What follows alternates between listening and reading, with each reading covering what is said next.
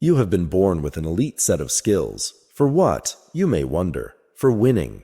You have everything that you need to win at life within you, but for various reasons, you have neglected and buried these skills so that it seems as if you do not have them. This book is aimed at helping you unlock your hidden potential in order to win at life.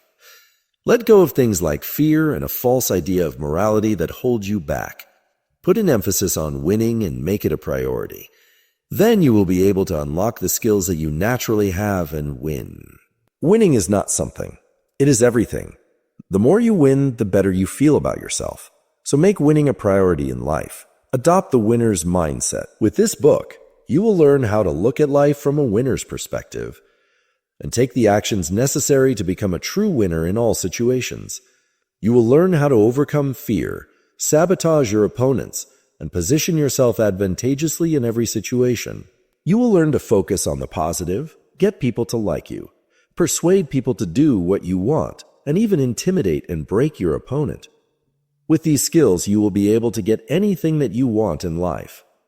And the ability to do so is already within you, just waiting to be let out. Stop thinking that you are a loser. You are a winner. This book is the key to unlocking your winning potential and becoming the best that you can be at life. Hit the like button to help this video reach more people and share it with friends if you're new here. Subscribe and tap the notification bell so you'll never miss our latest releases and you'll be the first to experience them. All right, let's begin. Chapter 1. The Myth of Fairness. We are raised on a story so deeply embedded that it feels like gravity itself. Be good, be fair, and life will be good and fair to you in return. This story is told in classrooms, homes, religions, and movies. It is repeated until it hardens into moral cement. But fairness is not a law of nature. It is a social agreement, fragile and conditional, enforced only when it serves those with power. The first sabotage is internal. It is the quiet destruction of the myth that keeps you obedient. Nature does not reward fairness. Storms do not spare the kind. Predators do not hesitate because prey is innocent. Evolution itself is a long, brutal audit of effectiveness, not virtue. Survival belongs to what adapts, not what deserves. Fairness is something humans invented to make cooperation possible, not to guarantee justice. Winners understand this early, or they learn it painfully. They do not ask whether a situation is fair. They ask whether it is useful. They do not cling to morality as a fixed code. They treat it as a language, a tool, something that can be spoken, bent, or weaponized, depending on the terrain. This is not about becoming cruel for sport. It is about seeing clearly. The belief that the world should be fair creates a constant low-grade suffering. Psychologically, it breeds resentment, passivity, and a subtle rage turned inward. When reality violates your expectations, as it always will, you feel betrayed. You wait for correction that never comes. You stay exposed. The mind that expects fairness is easy to control. From a psychological standpoint, fairness operates like a narcotic. It soothes anxiety by promising cosmic balance. Do good, receive good. Suffer now, be rewarded later. This belief delays action. It encourages patience where decisiveness is required. It reframes exploitation as bad luck and injustice as temporary imbalance. Over time, the believer internalizes loss as personal failure rather than structural reality. The winners, meanwhile, do something different. They reinterpret morality not as a cage, but as a costume. They understand that moral language moves people, that appearing fair can be more powerful than being fair, that outrage, sympathy, and righteousness are currencies. They spend them deliberately. Consider the workplace. Two employees compete for the same promotion. One believes effort will be noticed. He stays late, does extra work, waits his turn. The other studies perception. She aligns herself with decision makers, frames her contributions loudly, subtly undermines rivals with questions rather than accusations. When the promotion is announced, the first is shocked, the second is unsurprised. One trusted fairness, the other trusted strategy.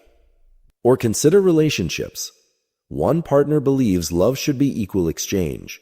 He gives freely, expects reciprocity.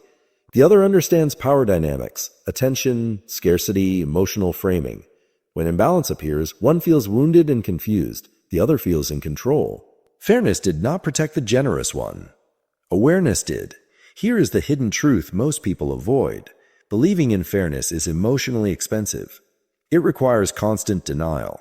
Every time reality contradicts the story, the mind must explain it away. Next time, they'll see, it will balance out. This creates cognitive dissonance, a fracture between what is seen and what is believed.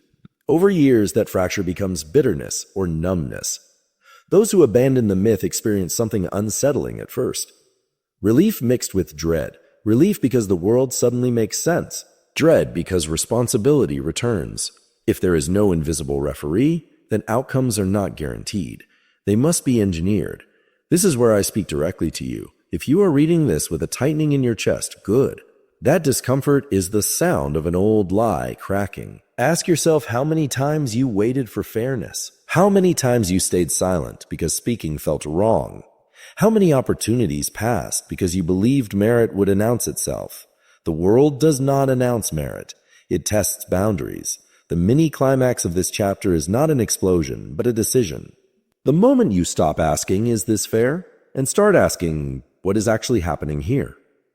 In that shift, something dangerous awakens. You begin to see patterns instead of promises, incentives instead of intentions, power instead of appearances. This does not make you evil, it makes you awake. Fairness, stripped of illusion, becomes a choice, not an expectation. You may still choose it when it serves your aims, your values, your long game. But you will no longer be enslaved by it. You will no longer confuse moral stories with mechanical reality. In the end, fairness is a candle people light to keep the dark away. Strategy is learning to see in the dark. And as the rain outside that courthouse kept falling, fairly on everyone, the smiling man disappeared into the night. Not because the world was just, but because he understood something others did not. Victory has never belonged to the good. It belongs to the prepared. That is the first truth. Everything else in this book builds on it. Chapter 2. How Winners See Before Others React. The room went quiet before anyone noticed it had gone quiet. It was the kind of silence that slips in sideways, unnoticed, like a shadow climbing a wall. Glasses still clinked. Someone laughed a second too late, but the air had changed. The air had changed. A man at the head of the table leaned back, just slightly. Another stopped taking notes. No words were spoken, yet something decisive had already happened. By the time voices caught up, the outcome was sealed. Those who sensed it early adjusted. Those who didn't would later swear it came out of nowhere. This is how power moves, silently first. Most people live inside reaction. They wait for events to declare themselves, loudly, unmistakably, before responding. Winners do the opposite. They notice the shift before it has a name. They read what isn't said. They feel momentum before it becomes visible. Situational awareness is their quiet advantage, their unadvertised weapon. It is not intuition in the mystical sense. It is attention sharpened into a blade. At its core, this chapter is simple. Anticipation beats reaction every time. Reaction is survival. Anticipation is dominance. One scrambles to respond. The other calmly positions before the scramble begins. The human mind is constantly broadcasting signals, most of them unconscious. Posture tightens, eyes linger, speech rhythms fracture. Silence lengthens by half a second. These microshifts are not random. They are leaks. And power always leaks before it moves. Psychologically, most people miss these signals because they are absorbed in themselves. They are busy rehearsing what they will say, protecting how they feel, defending their self-image. Attention turns inward. Perception narrows. By the time they look up, the terrain has already changed. Winners train their attention outward. They read rooms the way hunters read forests. Who is relaxed? Who is rigid? Who is speaking freely and who suddenly isn't? Who interrupts without consequence? Who waits for permission that never comes? These details are not trivia. They are maps. Silence especially is misunderstood. People fear it, rush to fill it, explain it away. Winners listen to it. Silence often signals transition. Hesitation before betrayal. Calculation before decision. Retreat before attack. When someone who normally speaks goes quiet, something is forming. When someone who never speaks suddenly does, something is being tested. Something is being tested. The deep psychology here is unsettling. The brain evolved to detect threat and opportunity through subtle cues long before language. Modern life dulls this instinct, buries it under noise and distraction, but it never disappears. It waits to be reawakened. Consider a negotiation. Two sides sit across from each other. The numbers are clear, the terms discussed, but the real story unfolds elsewhere. One party starts leaning back instead of forward. Their questions grow broader, less precise. Their eyes drift to the door. They are disengaging. The deal is dying. Someone begins to command attention without asking. Others defer unconsciously, turning their bodies, adjusting their speech. Laughter comes quicker. Resistance softens. By the time a formal leader is challenged, the challenge is already over. The room decided earlier. Here is a hidden truth few admit. People announce their future behavior long before they act. They signal betrayal before they betray, weakness before collapse, ambition before assent. The signs are there, scattered like footprints. Most are too distracted or too polite to follow them. Another truth, darker still. Morality often blinds perception. People don't want to see what feels uncomfortable. They don't want to believe someone is about to turn, dominate, withdraw, or strike. So they explain away the signs. Winners do not explain, they observe. Now let me speak to you directly. You have felt this before. That moment when something felt off, but you ignored it. When your body knew before your mind did. When later looking back, everything seemed obvious. That was not hindsight.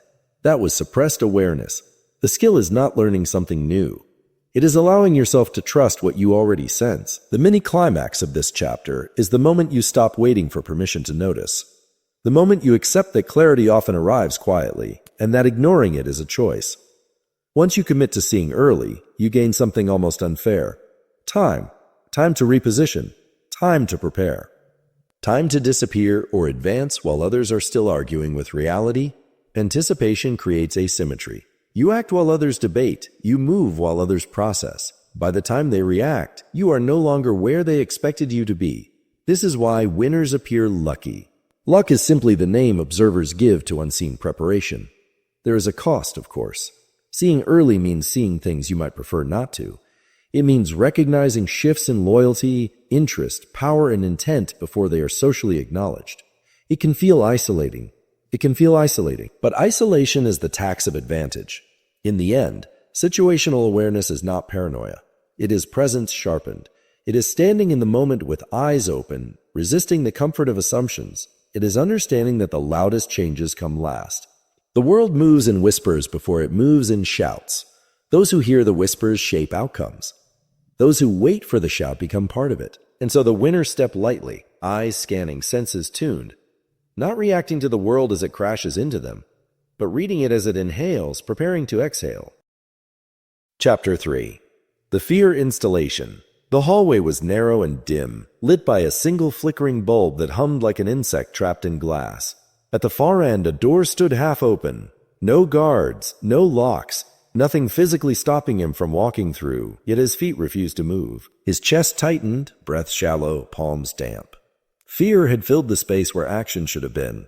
Later, he would realize something disturbing. Nothing in that hallway was dangerous. The danger lived inside him. Fear is often described as instinctual, ancient, unavoidable. We're told it is wired into us for survival. That story is comforting, but incomplete. True, the body has alarm systems. But most of what paralyzes modern humans is not natural fear. It is installed fear, programmed, conditioned, rehearsed until hesitation feels like wisdom. This chapter dismantles that installation. At its simplest, fear is not an enemy to be conquered. It is a signal that has been hijacked. Winners understand this. They do not wage emotional wars against fear. They neutralize it by understanding its source. Fear begins as information. A sharp intake of breath. A surge of attention. In nature, it prompts movement, fight, flight, adaptation. But somewhere along the way, humans learn to trap fear inside the mind. Instead of acting, we learn to imagine consequences. Instead of moving, we learn to pause. Fear became a leash. Psychologically, this happens early. Children are not born hesitant. Watch a child step toward the edge of something unknown, curious, alert, alive. Hesitation enters later, layered on through warnings, punishments, stories of loss. Don't do that. What if you fail? People will judge you. People will judge you. Over time, fear detaches from immediate danger and attaches to identity. You're no longer afraid of falling. You're afraid of looking foolish. You're afraid of being wrong. You're afraid of being seen. This is the installation. The brain learns through repetition. Every time hesitation is rewarded, By safety, approval, or relief, the pattern deepens. Action becomes risky, stillness becomes virtuous. Eventually, fear no longer requires an external trigger. The mind supplies it automatically, like a security system that goes off even when no one is at the door. Winners notice something crucial here. Fear is future-oriented. It lives in imagined outcomes, not present reality. It feeds on stories. What might happen? What could go wrong? In the present moment, fear has little substance. Strip away the narrative, and what remains is energy. This is why winners don't try to overcome fear. Overcoming implies resistance, a battle. Battles exhaust you. Neutralization is quieter. It means removing fear's authority. Consider a soldier before combat, a speaker before a hostile audience, an entrepreneur before risking everything. Their bodies react, heart racing, senses sharpened. The difference is interpretation. One reads the sensation as danger and freezes. The other reads it as readiness and moves. Same signal, different meaning. Meaning is where fear is diffused. Look at real life. The employee who never speaks up in meetings isn't afraid of speaking. He's afraid of social consequence, a learned association between expression and punishment. Somewhere, once, speaking cost him something. That memory fossilized into behavior. The entrepreneur who never launches isn't afraid of failure. She's afraid of exposure. The moment where her internal world collides with judgment. Fear thrives in vagueness. The more abstract the threat, the stronger the paralysis. Winners cut fear down to size by making it specific. What exactly happens if this goes wrong? What is the real cost? Often, when examined under harsh light, fear shrinks. It was never the monster it pretended to be. Here's a hidden truth few admit. Institutions rely on installed fear. Schools, workplaces, social systems. They function smoothly when people hesitate. When fear keeps individuals predictable, compliant, self-policing. You don't need guards when people guard themselves. Another uncomfortable truth: courage is not the absence of fear. Courage is the refusal to treat fear as a command. Winners feel fear fully and proceed anyway. Not because they are reckless, but because they understand that fear's authority is borrowed, not inherent. Now let me speak to you directly. You already know which fears are not real, the ones that repeat themselves without evidence, the ones that appear whenever you approach something meaningful. Those fears are not protecting you. They are maintaining a version of you that feels safe to the world. The mini climax of this chapter is the moment you stop asking, "How do I get rid of fear?" and start asking, "Who taught me to fear this?" That question changes everything. It turns fear from a wall into a trail of breadcrumbs leading back to its source. When you see fear as installed, you realize it can be uninstalled, or at least bypassed. Winners develop rituals for this. Some focus on the body, breathing, grounding, physical movement, to pull attention out of imagined futures and back into now. Others reframe fear as a signal of proximity to power. Fear appears at thresholds, before change, before expansion. It is the price of entry, not the warning sign. Fear neutralized becomes fuel. This does not make life painless. It makes it intentional. You stop waiting for confidence to arrive and act while your hands still shake. Over time, the brain updates its predictions. Fear loosens its grip, not because you fought it, but because it lost credibility. In the end, there is a story told by a mind trying to protect an outdated self. Winners listen to the story, then write a new one with action. The hallway, the door, the silence, they never change. What changes is who you are when you stand there. Whether you obey the installed hesitation, or step forward, heart pounding, eyes open, and discover that most cages were never locked at all. Fear was never your enemy. It was a test of authorship. And those who pass it learn a dangerous freedom, the freedom to move while others wait. Chapter 4. Sabotage without touching the target. The chandelier trembled just slightly, as if the building had exhaled. No one noticed. The music continued. Conversations overlapped. But one man near the edge of the room paused mid-sentence, lost his thread, laughed it off too loudly. His confidence cracked like thin ice under a careful foot. Nothing had happened to him. No insult, no confrontation, no visible attack. And yet, from that moment on, he was done. This is the most dangerous kind of sabotage, the kind that never announces itself, the kind that leaves no fingerprints, no bruises, no obvious enemy. It does not strike the target. It rearranges the air around them until they collapse under their own weight. Most people think sabotage is loud, aggressive, a shove, a lie, a direct blow. That kind of sabotage is crude. It creates resistance. It creates stories. It creates martyrs. True sabotage is quieter. It is environmental. It works by destabilizing perception rather than applying force. The core idea is simple and unsettling. You do not need to break a person to defeat them. You only need to unbalance the way they see themselves. Performance depends on coherence, the alignment between identity, confidence, and expectation. When that alignment fractures, ability evaporates. The mind turns inward. Self-monitoring replaces instinct. Hesitation multiplies. The target begins to sabotage themselves. This is not conflict. This is collapse by suggestion. Psychologically, humans are fragile systems of belief. We perform best when our internal narrative is stable. I belong here. I know what I'm doing. I am in control. Undermine that narrative subtly, and the system falters. The body tightens, decisions slow, mistakes compound. The most effective destabilization never looks hostile. It looks accidental. It arrives sideways. A raised eyebrow at the wrong moment. A question that implies doubt without stating it. A pause where affirmation was expected. These are not attacks. They are seeds. Once planted, the target waters them with their own imagination. Here is the mechanism. The brain hates uncertainty about status. When status feels threatened, socially, professionally, psychologically, the mind diverts resources towards self-protection. Awareness narrows, creativity drops, risk tolerance collapses. The person becomes predictable. Direct conflict energizes opponents. Indirect destabilization drains them. Consider a high-performing athlete who suddenly loses their edge. No injury, no visible cause, but someone somewhere disrupted their sense of inevitability. A commentator questioned their consistency. A rival expressed unexpected calm. A coach hesitated before giving praise. The athlete begins to think. Thinking replaces flow. Flow dies. Or take a leader whose authority dissolves without challenge. No coup. No rebellion. Just a slow shift. People stop seeking input. Decisions are delayed. Jokes land awkwardly. Respect leaks out of the room. The leader feels it before they can explain it. By the time they react, the role is already empty. Here is a hidden truth most refuse to face. People defeat themselves far more often than they are defeated by others. Sabotage works best when it never appears as sabotage at all. When it masquerades as coincidence, misunderstanding, or just a feeling. Two people with identical skills will perform radically differently, depending on how stable they feel in their environment. Create a sense of being watched, doubted, or evaluated, and performance decays.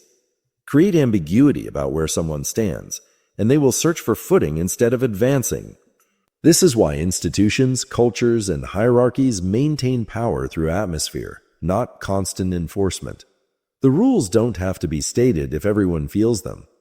The threat doesn't have to be spoken if it is implied. Now, let me slow this down and speak to you directly. You have witnessed this. You have felt it. A moment when your confidence slipped for no clear reason, when you replayed an interaction obsessively, when your rhythm broke. Someone did not do something to you. Something shifted around you. That was sabotage without touch. The mini-climax of this chapter is the realization that force is inefficient. The strongest lever is context. Change the frame and behavior follows. You do not need to push someone off balance if you can convince them the ground is uneven. This is why the most dangerous players appear passive. They don't rush. They don't argue. They let situations unfold just far enough for others to reveal their insecurities. They understand that pressure applied too directly hardens resistance, but pressure applied indirectly turns inward. The art lies in restraint, in knowing when not to act, in allowing space for doubt to grow naturally. Intervention is minimal, influence is maximal. There is a moral cost to understanding this. Seeing how easily perception can be bent strips away, comforting illusions about merit and fairness. It reveals how much of success and failure lies in invisible psychological weather. Once seen, it cannot be unseen. But knowledge itself is neutral. It is intention that gives it shape. In the end, sabotage without touching the target is not about cruelty. It is about leverage. About understanding that the human mind is the most delicate structure on the battlefield, and that the smallest tremor can bring down something that looked unshakable.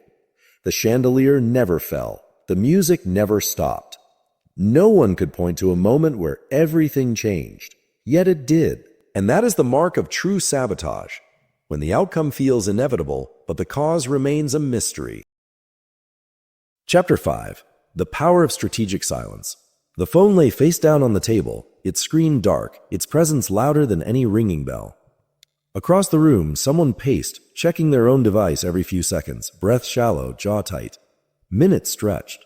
The silence thickened, pressing against the walls like fog. Nothing was said, nothing needed to be. By the time the phone finally lit up, the balance of power had already shifted. Silence did the work. Most people are afraid of silence.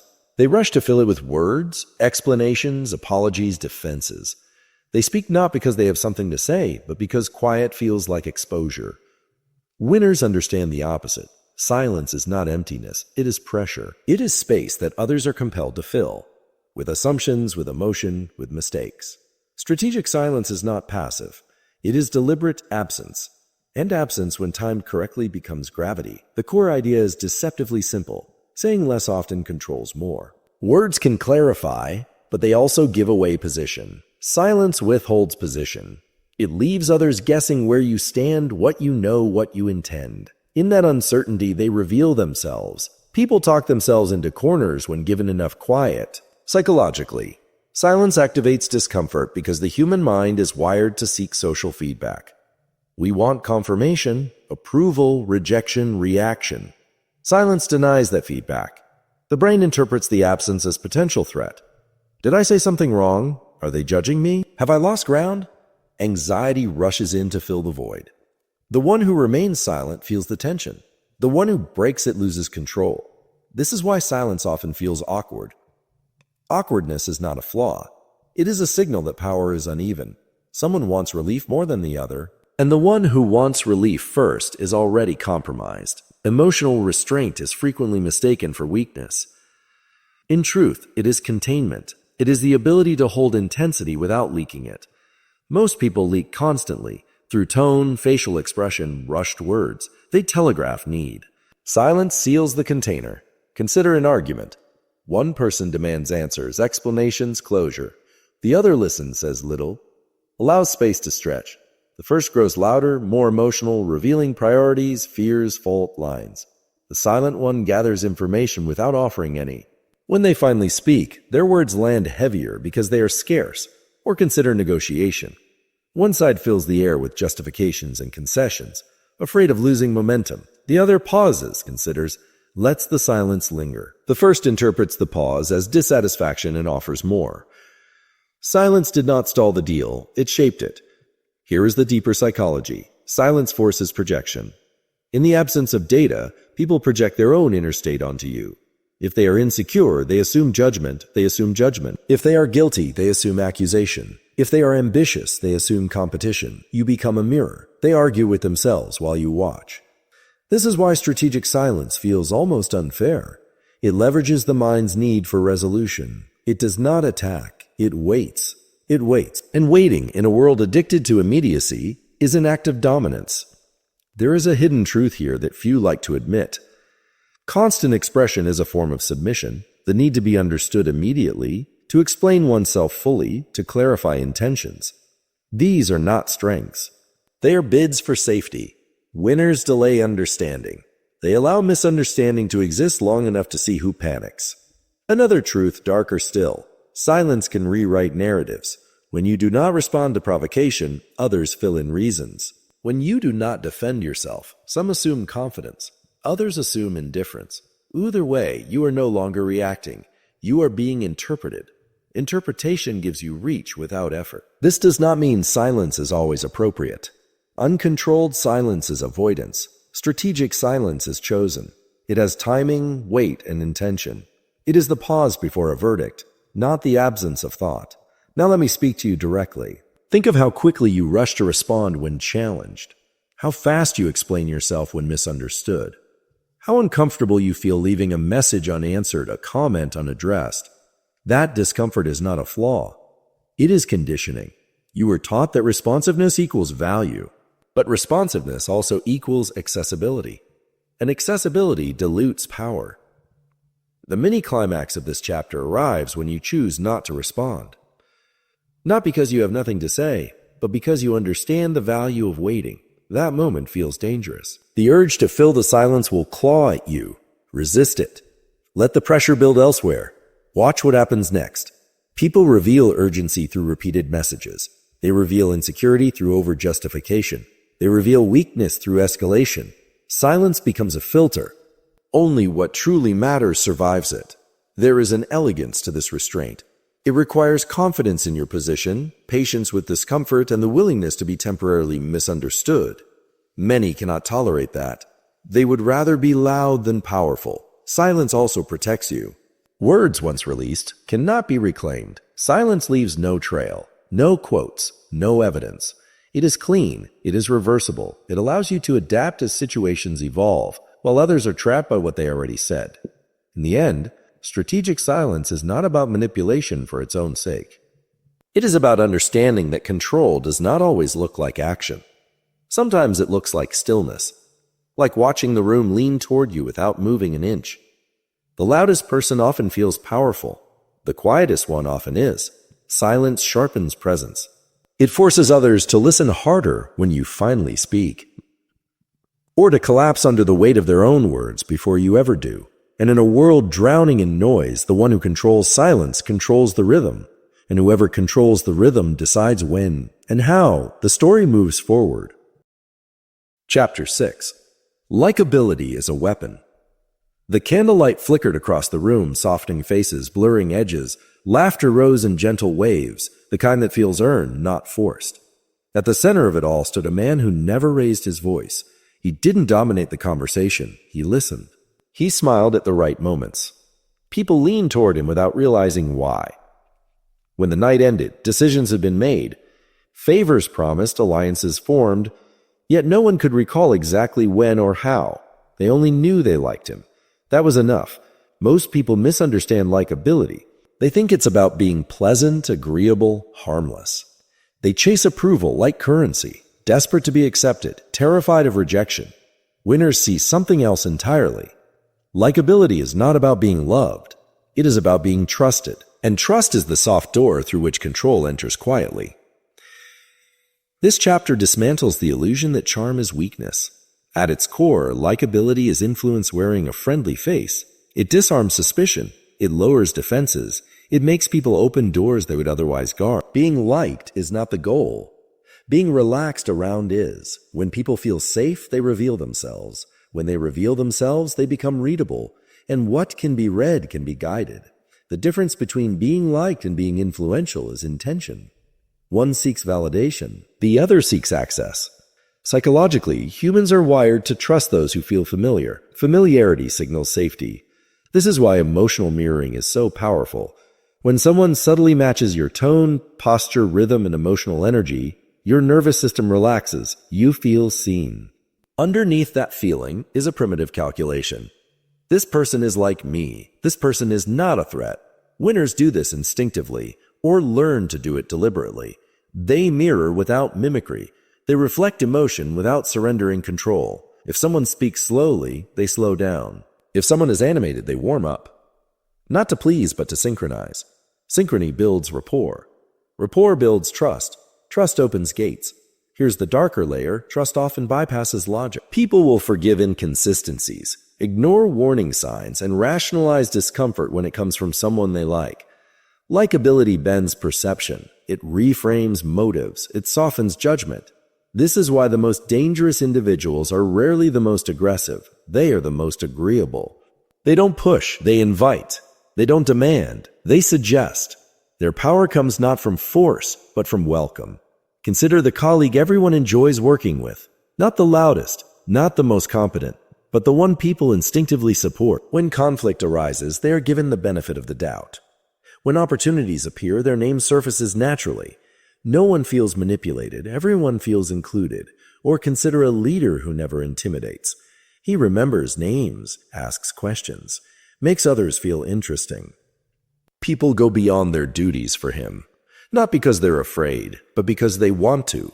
Likeability turned loyalty into labor. Here's the hidden truth. Approval-seeking repels influence. When you need to be liked, people sense the hunger. It makes them uneasy. They feel subtly pressured to give something. Attention, reassurance, validation. Influence flows in the opposite direction. The one who does not need approval controls the frame. Another uncomfortable insight. Kindness is most effective when it is selective. Unconditional warmth dilutes value. Strategic warmth, given at the right moments, withdrawn at others, creates contrast. Contrast creates meaning. Meaning creates attachment. This is why emotional mirroring must be paired with emotional restraint. You reflect enough to connect, but you do not disappear. You remain slightly out of reach. That distance gives your presence weight. People lean in. Now let me speak to you directly. You've been taught that wanting influence is selfish, that charm should be authentic or it's manipulation. But authenticity without awareness is exposure. The world does not reward naked truth. It rewards navigated truth. Ask yourself how often you tried to be liked and ended up overlooked. How often you softened your edges only to lose authority. Likability without direction turns you into background noise. Likability with intent turns you into gravity. The mini climax of this chapter is the moment you stop trying to be liked and start allowing yourself to be effective. When you realize you can be warm without being weak, approachable without being accessible, friendly without being predictable, that shift changes everything. You begin to listen more than you speak, to ask questions that make others talk about themselves, to remember details, not because you care deeply, but because remembering is rare. People mistake attention for affection. They reward it with trust. Once trust is established, influence feels effortless. Requests don't sound like requests. Suggestions don't sound like commands. People move in directions you've quietly aligned them toward, believing it was their idea all along. There is a moral tension here. Understanding how likability works removes innocence from social interaction. You start to see how easily emotions can be guided. That knowledge can be used to build or to exploit. The skill itself is neutral. The shadow lies in the hand that wields it. In the end, likability is not about being soft. It is about being precise, about knowing when to smile, when to listen, when to withdraw, about understanding that trust is the gateway, not to friendship, but to influence. The candlelight fades, the room empties, people leave feeling lighter, understood, connected. They don't realize anything was taken from them, only that something was gained. And that is the quiet power of likability. It never feels like a weapon until it has already done its work. Chapter 7. The Architecture of Intimidation. The elevator descended in silence. No music, no small talk, just the low mechanical hum and the faint reflection of two figures in brushed steel. One man shifted his weight, cleared his throat, adjusted his jacket twice. The other stood still, eyes forward, breathing slow, expression unreadable. When the doors opened, only one of them hesitated. Intimidation had already done its work. Nothing aggressive occurred. No threat, no raised voice, no confrontation. And yet the balance of power was unmistakable. This is the architecture of intimidation, the kind that doesn't announce itself, doesn't need permission, and leaves no evidence behind. Most people misunderstand intimidation. They associate it with anger, volume, force. They imagine dominance as something loud and sharp. Winners know better. Aggression leaks insecurity. Anger reveals stakes. The most intimidating presence is calm, contained, and slightly opaque.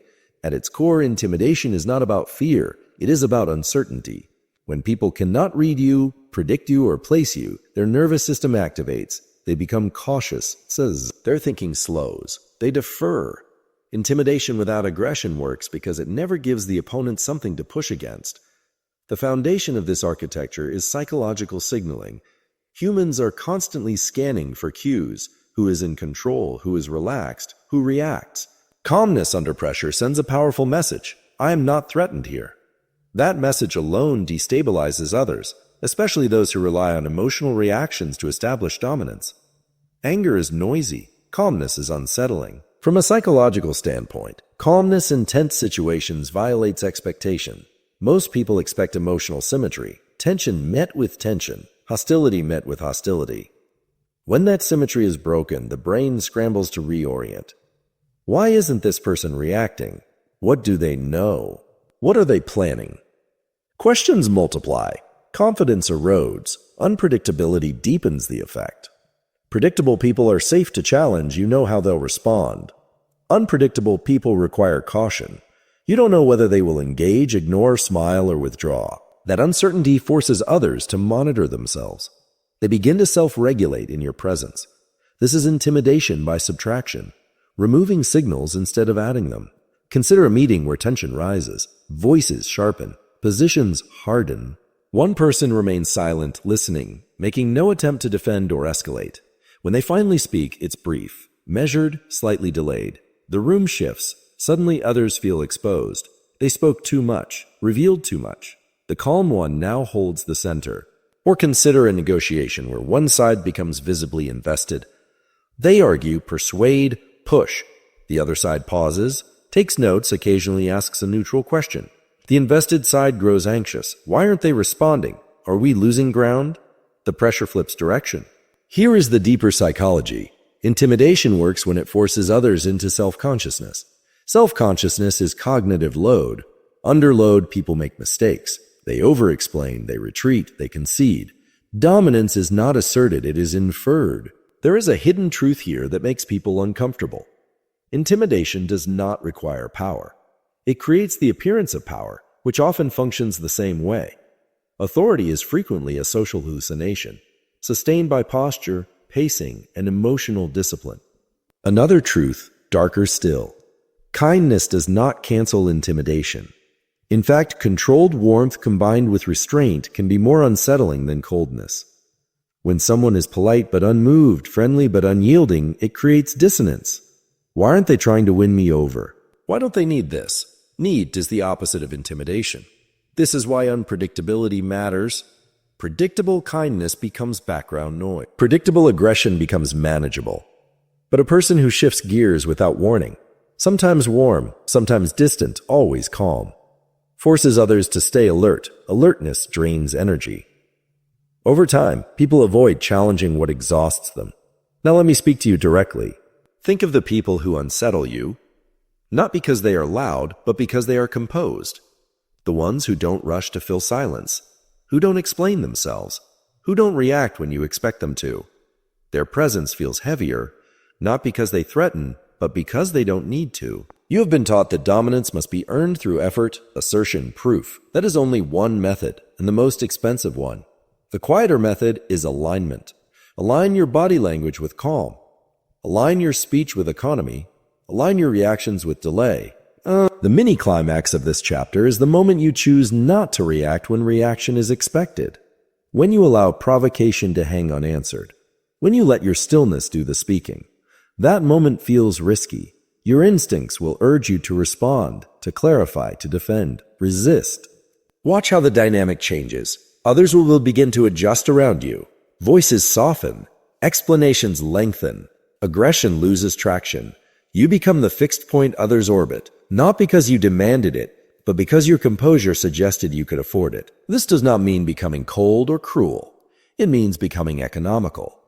Emotional discipline is not suppression. It is selection. You choose what deserves a response and what starves in silence. There is a cost to mastering this. You may be misunderstood. Some will project arrogance onto your restraint. Others will test you more aggressively at first. But those tests are admissions of uncertainty. They are attempts to locate your edges. Do not reveal them easily. In the end, the architecture of intimidation is not built with threats or volume. It is built with stillness, timing, and the refusal to be rushed. It is the art of standing calmly while others expose their urgency. The elevator doors open. One man steps out without pause. The other follows, adjusting his stride, his posture, his expectations. Nothing was said. Everything was communicated.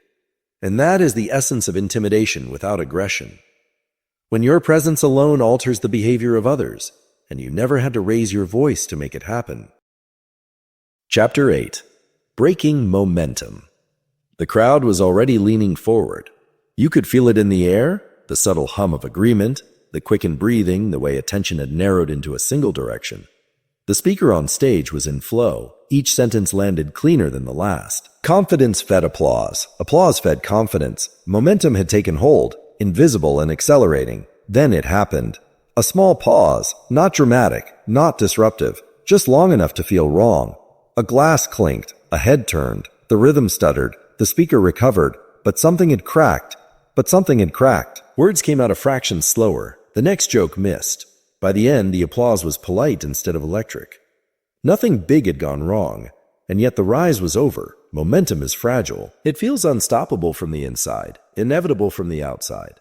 But it is built on alignment, rhythm, and uninterrupted belief. Break any one of those, and the entire structure wobbles. This chapter is about that wobble, about stopping opponents mid-rise, before they harden into something untouchable. Most people wait until someone is powerful to challenge them. That is the worst time. Power, once consolidated, resists interference. Winners understand a darker truth. The most efficient moment to act is not at the peak, but during acceleration. Momentum is psychological before it is practical. At its core, momentum is a feedback loop. Small wins create confidence. Confidence sharpens performance. Sharp performance creates more wins. The mind begins to expect success. Expectation reduces friction. Everything feels lighter, faster, easier. That is why people on a streak seem lucky. The streak itself is doing half the work. Break the loop, and the magic evaporates. The simplest explanation is this: momentum depends on continuity. Interrupt continuity, and the mind is forced to reorient. Reorientation costs energy. Energy loss invites doubt. Doubt slows action. The loop collapses inward. This is not about confrontation, it is about timing. Psychologically, humans are rhythmic creatures. We rely on patterns to feel safe and effective. When patterns hold, we relax into them. When patterns break unexpectedly, the brain snaps to attention. What changed? Did I miss something? That moment of internal questioning is where momentum dies. The interruption does not need to be large. In fact, large disruptions often backfire, triggering resistance and rallying support. Small disruptions are more dangerous. They slip under defenses. They feel accidental. They are easier to dismiss, and therefore more corrosive. Consider a rising manager whose ideas suddenly stop landing as cleanly. No one openly disagrees. Meetings simply run long. Decisions are delayed. Feedback becomes vague. The manager starts to second-guess timing, tone, strategy. Momentum fades not because of opposition, but because of friction. Or a fast-growing brand that hits a minor, well-timed controversy. Not enough to destroy it, just enough to interrupt the narrative of inevitability. Customers hesitate, partners pause, growth slows. Once momentum breaks, recovery requires far more energy than ascent ever did. Here is the deep psychological mechanism. Momentum compresses time. When things are going well, people stop reviewing assumptions. They trust the path. Interruptions stretch time back out. Suddenly, every step feels deliberate again. Deliberation invites doubt. Doubt invites error. Another hidden truth. People often mistake momentum for competence. When momentum falters, competence is reevaluated harshly.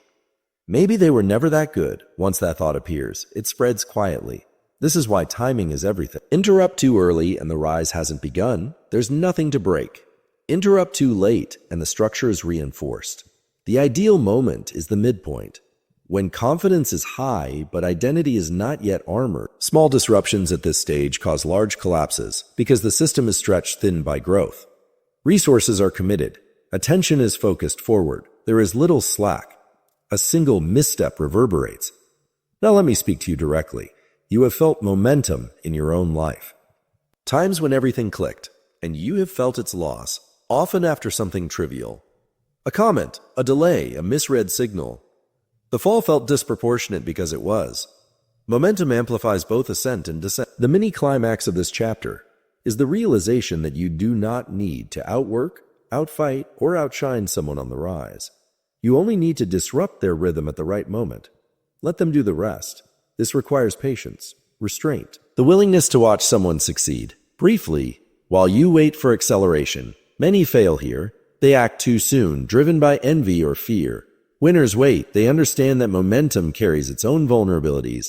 Breaking momentum is often invisible. It looks like coincidence, like bad timing, like one of those things. The target searches for external causes and finds none, so they look inward. That is when self-sabotage begins. Confidence turns brittle, flow turns forced, speed turns sloppy. You do not push them downhill. You remove the slope, sedimento. There is a moral discomfort in understanding this. It reveals how much success depends not on talent alone, but on uninterrupted belief. It shows how easily narratives can be altered with minimal force. But the world already works this way, whether you acknowledge it or not. Knowledge does not corrupt. It clarifies. In the end, breaking momentum is not about destruction. It is about interruption, about knowing that even the strongest surge can be stopped by a well-placed pause, that inevitability is an illusion sustained by rhythm, and rhythm, once broken, rarely resumes at the same speed. The crowd leans back. The hum fades. The moment passes. No one can quite explain why it ended. They only know that it did. And that is the quiet power of breaking momentum, stopping the rise without ever appearing to stand in the way. Chapter 9. Control the narrative. Control reality. The cameras were already rolling when the room filled with smoke. Not literal smoke. Confusion voices overlapped. A document had leaked. Accusations floated without anchors. Facts were incomplete, scattered like broken glass. In the center of it all stood a man who did not rush to clarify. He adjusted his cuff, waited for the noise to peak, then spoke calmly, almost gently. This is being misunderstood. 3 words, nothing more. By the time the smoke cleared, nothing had been proven, nothing fully denied. But the meaning had shifted, the story had changed direction, and with it, reality followed. This is the power of narrative. It does not require truth. It requires coherence. Most people believe reality exists first, and stories follow. Winners know the opposite is often true. Stories shape reality long before facts arrive. Perception moves faster than evidence, and once perception settles, truth has to fight uphill to catch it. Narrative is the invisible architecture of power. At its simplest, controlling the narrative means defining what is happening before others define it for you.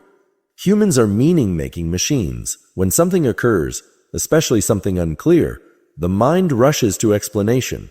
Whoever supplies that explanation first gains disproportionate influence. Silence creates space. Narrative fills it. This is why winners do not wait to be understood. They frame events early, loosely, and confidently. The frame does not need to be airtight. It only needs to feel plausible enough to anchor interpretation. Once anchored, every new detail is filtered through that lens. This is not lying. It is prioritizing interpretation over information.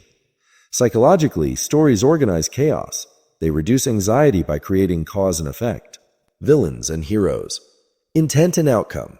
The brain prefers a flawed story to no story at all. That preference can be exploited. Framing is the first layer. It decides what kind of event something is.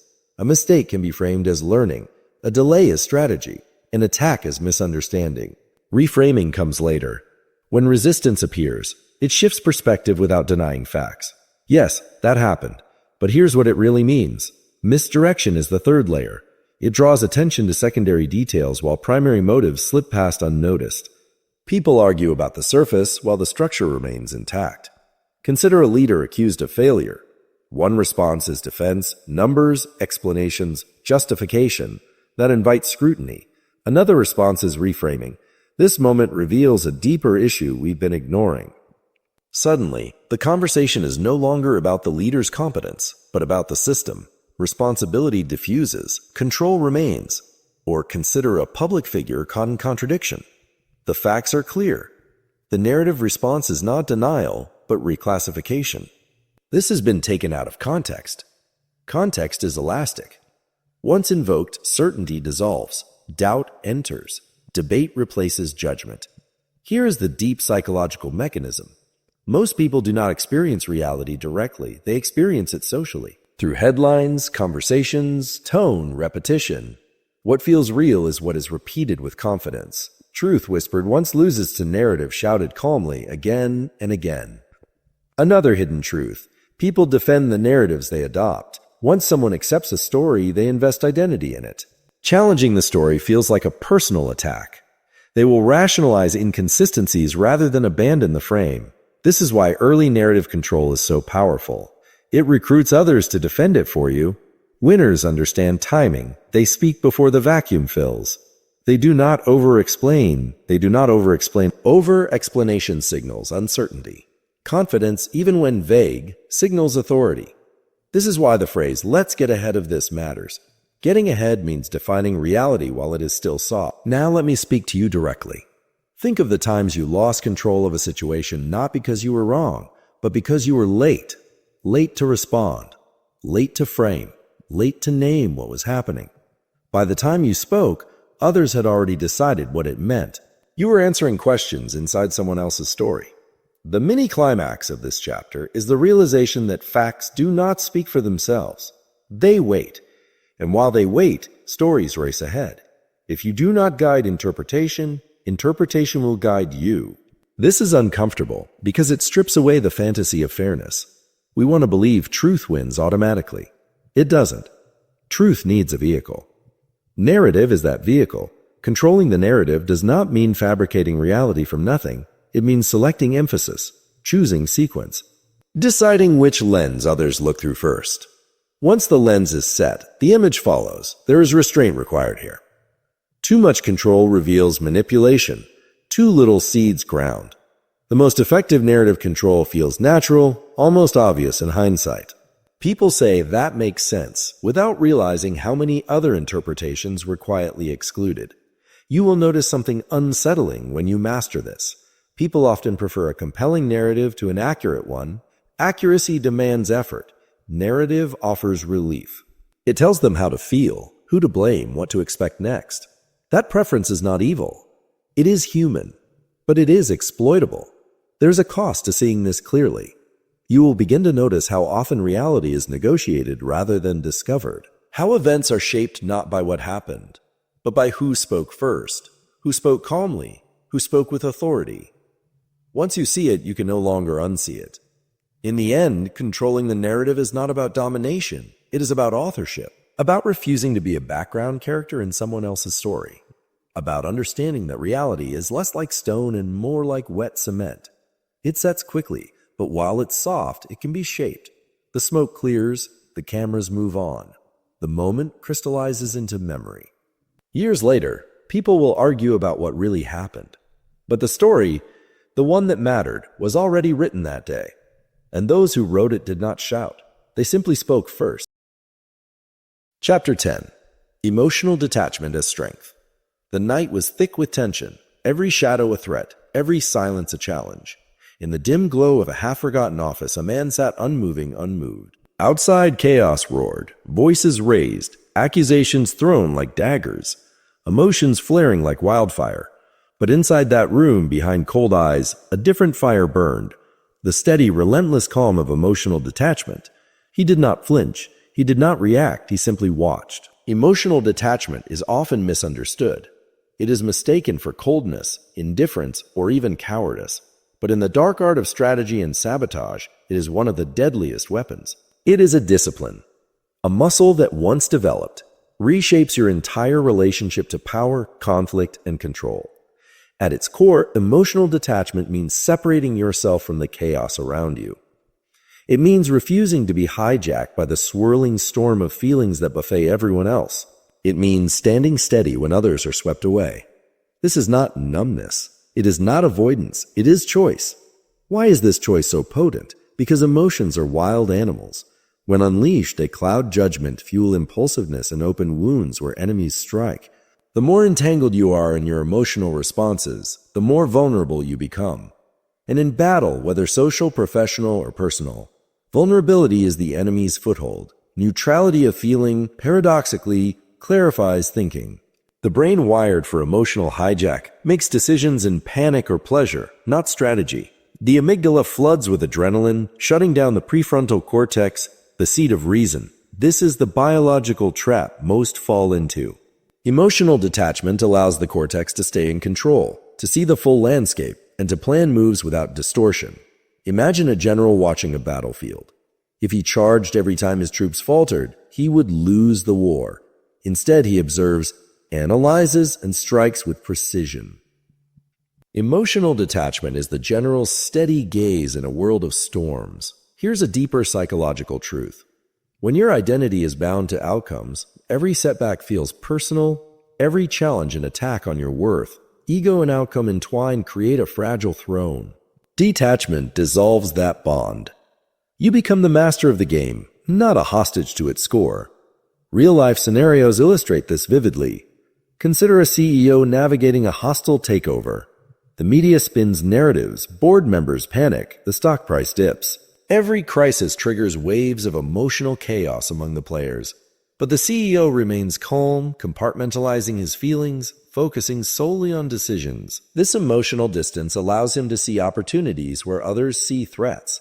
Buying out dissenters quietly, leveraging leaks strategically, timing announcements like chess moves.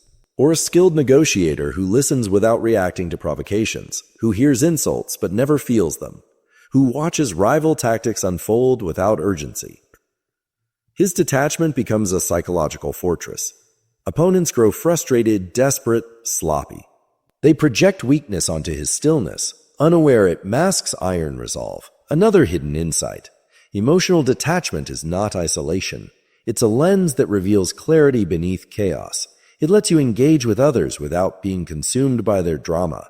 It gives you the power to decide when and how to respond instead of reacting blindly. To you reading this, you have experienced moments when emotions clouded your judgment, when anger or fear pushed you into choices you later regretted, when attachment to an outcome left you exposed, vulnerable to manipulation or defeat.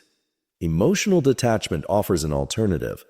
It is not the absence of feeling, but the presence of control.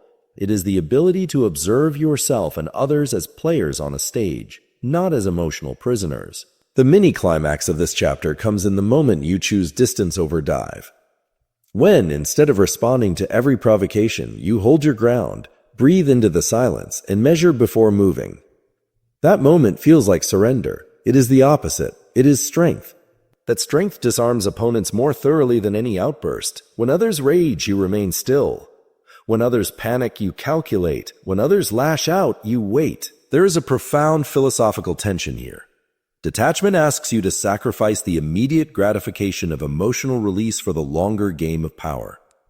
It asks you to step outside the heat of battle and watch the flames without burning. But those who master it gain something few possess: freedom, freedom from chaos. Freedom from reactivity. Freedom to create reality rather than be shaped by it. The night outside finally fades.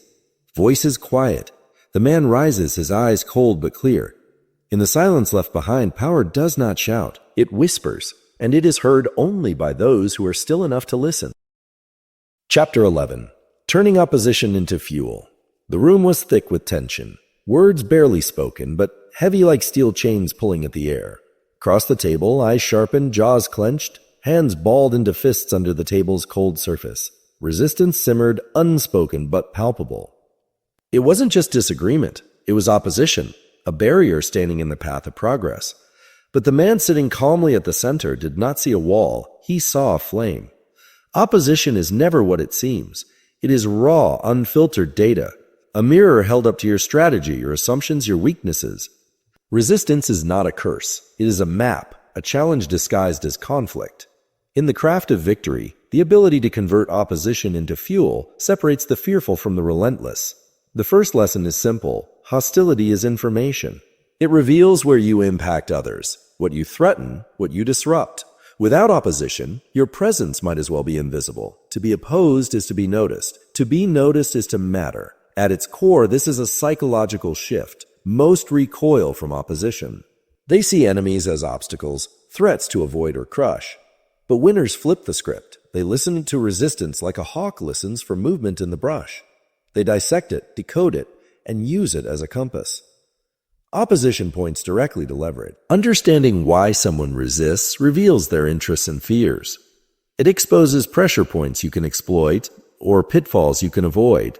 Ignoring opposition is ignorance. Embracing it is wisdom. Deep psychological insight shows resistance as a primal reaction to change. The human mind craves stability, new ideas, challenges to status, or threats to identity trigger defensive aggression. This is not personal. It is survival. Your task is to look beyond the noise and find the message. Real-world scenarios illustrate this power. Take the story of a revolutionary CEO who inherited a flailing company. Every bold initiative was met with murmurs of dissent, sabotage, and leaked rumors. Most executives would have crumbled. Instead, she cataloged every complaint, every subtle act of rebellion. In those acts, she found patterns, key departments whose interests were threatened, alliances she could fracture, and hidden influencers to recruit. She did not silence opposition. She translated it into strategy. Opposition sharpened her vision. Or consider a political leader whose opponents hurled insults and accusations. Instead of retaliating, he mined those attacks for vulnerabilities in his platform. Each hostile critique became a data point guiding policy shifts, communication strategies, and alliance building. What seemed like chaos became a source of clarity. There is a hidden truth here that unsettles the faint-hearted. Enemies often serve as unwitting collaborators.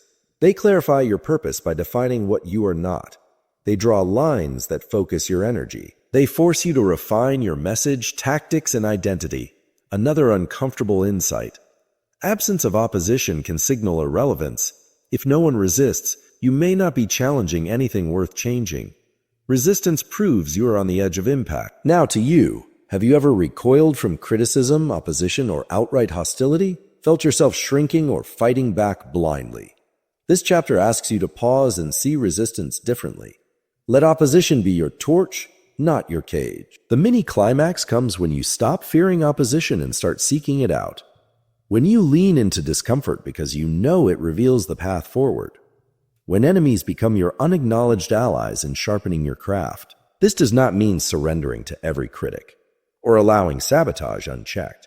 It means listening beneath the noise, extracting signal from static, and converting friction into forward motion. In embracing this, you transform conflict from a dead end into a crossroads. Philosophically, this redefines power. Power is not the absence of resistance, but the mastery of it. It is the alchemy that turns resistance's base metal into strategic gold. It is the understanding that every barrier is also a lever. The room remains charged, but the man's calm does not waver. He sees the flame, not the wall, and in that sight lies victory.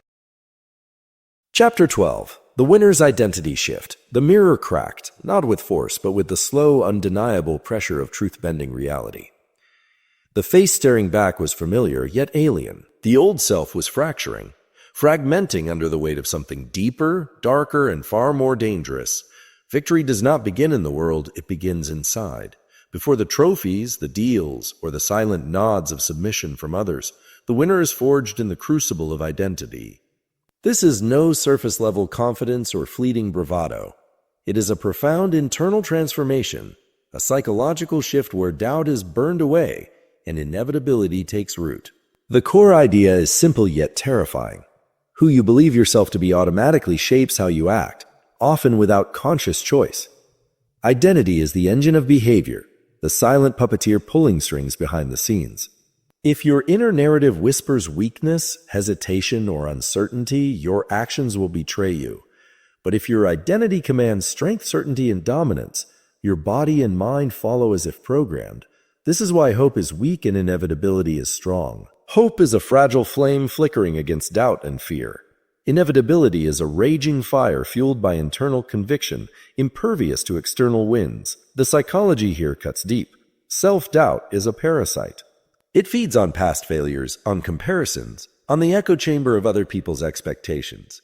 It is learned, layered, and often unconscious. To win, you must unlearn it. You must rewrite the narrative your mind repeats to itself like a dark mantra. Imagine a shadow puppet theater inside your mind. For years, you've watched marionettes dance, sometimes tripping, sometimes hiding, because the puppeteer feared falling. Changing your identity is stepping out of the darkened room and seizing the strings. Suddenly, the puppets move with precision, with purpose. They do not stumble. They command the stage. Real-life stories show this shift in stark relief. Consider the story of a young strategist who was passed over repeatedly, dismissed as inexperienced and unproven. Each rejection carved doubt into his mind. Yet one night after a bitter defeat, something cracked. Not the mirror this time, but his old self-image. He stopped seeing himself as a perpetual underdog and began to see himself as inevitable, not hoping to succeed, but knowing he would. Within months, his confidence transformed his tactics, his voice, his presence. People listened, doors opened, the underdog became the ruler. Or think of a chess master who, before the match begins, does not see the board as a place of contest, but as a stage of destiny. Each move flows from an identity that believes not in chance, but in calculated inevitability. Opponents feel the weight of that conviction, sometimes before the first pawn falls. The hidden truth is that identity is contagious. When you embody inevitability, others unconsciously adjust. They sense your certainty and feel smaller, less sure. They may try to push back, but their resistance weakens in the shadow of your self-command. Another insight: this is not arrogance. It is a profound internal alignment. The external world has no choice but to respond to the force you project from within. Now, direct to you. Have you ever felt yourself falter, not because the world pushed too hard, but because your own mind pulled you back? You believed in your dreams, yet you acted like they were fragile glass, likely to shatter with the slightest pressure.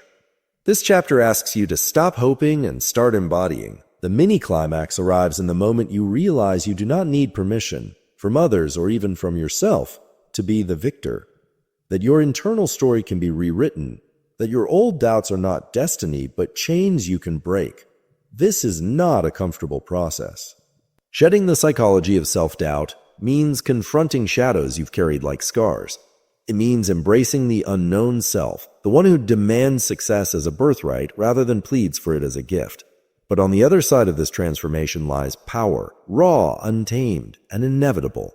Philosophically, the winner's identity shift reveals a brutal truth. The world responds not to what you want, but to who you are. Reality is malleable, yes, but only to the extent that you embody the force shaping it. The cracked mirror repairs itself, not by returning to what it was, but by becoming something new, something stronger. You step away, no longer a spectator to your own story, but the author of an unstoppable narrative. And in that authorship lies victory itself. Chapter 13. When to strike, when to withdraw. The fog hung heavy, swallowing every sound except the faint drip of water echoing in the cold stillness.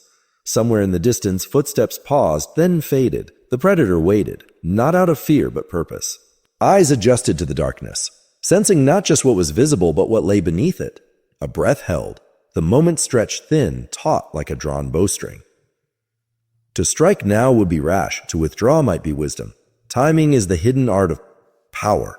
It outshines brute force, because even the strongest blade is useless if swung too soon or too late.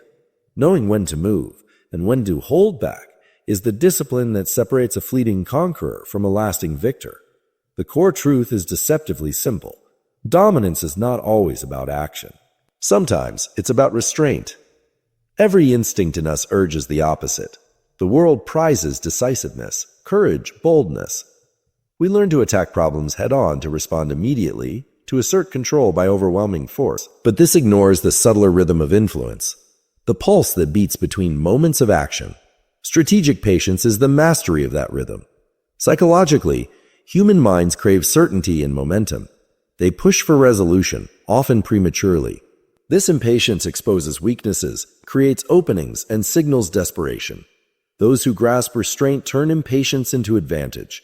Waiting is not weakness, it is control. Consider the predator who knows the prey's habits, waiting for the perfect moment when the animal is vulnerable, not just visible. The strike is not a random act of violence, but a calculated event choreographed by observation, timing, and inner discipline. Real-world examples abound. Think of a political strategist who holds back a critical piece of information, allowing an opponent's misstep to grow into a cascade of errors. The silence is not absence but preparation, a tightening coil poised to snap. Acting too early would have alerted the adversary, dissipated confusion, and forfeited the upper hand. Or a negotiator who, when pressed, chooses to say nothing rather than argue pointlessly. That silence creates tension, forcing others to fill the void, reveal their positions, even expose their fears. Here, withdrawal is a weapon sharper than words. This is the deep psychological mechanism. Restraint creates uncertainty. It forces others to react, not you. It builds suspense, confusion, and self-doubt in your opponents, while you remain a steady anchor in the storm.